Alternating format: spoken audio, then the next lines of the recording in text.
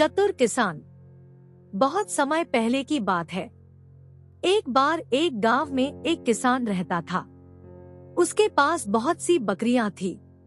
वह बकरियों को पालता था और वही उसकी रोजी रोटी का साधन थी। एक बार उसको एक शेर का बच्चा मिला। उसने शेर के बच्चे को पाल लिया। धीरे धीरे शेरा बड़ा हुआ।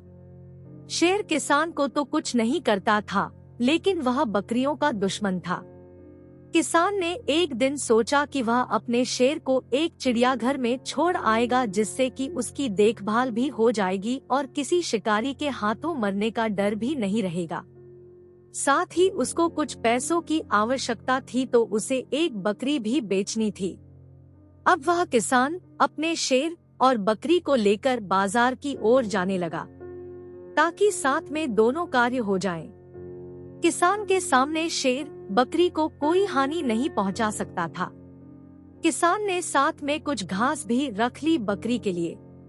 अब बाजार जाने के लिए तो बीच में नदी पड़ती थी और वहां एक ही नाव थी, जिसमें केवल 2 ही वस्तुओं अथवा व्यक्तियों को इस पार से उस पार ले जाया जा सकता था। किसान की समझ में नहीं आ रहा था कि वह करे तो क्या करे, क्योंकि अगर वह शेर को ले जाता तो बकरी घास खा जाती और अगर वह घास ले जाता तो शेर बकरी को खा जाता। बहुत देर सोचने के बाद उसे एक युक्ति सूझी। वह पहले बकरी को अपने साथ ले गया और उसे उस पार छोड़ आया। फिर वह नदी के इस पार आ गया।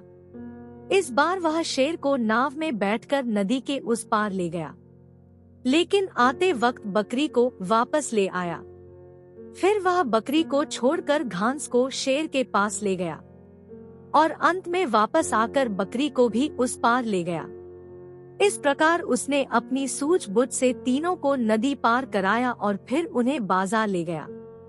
सीख: थोड़ी सी सूझबूझ और बुद्धिमानी से हर कार्य को संभव बनाया जा सकता है।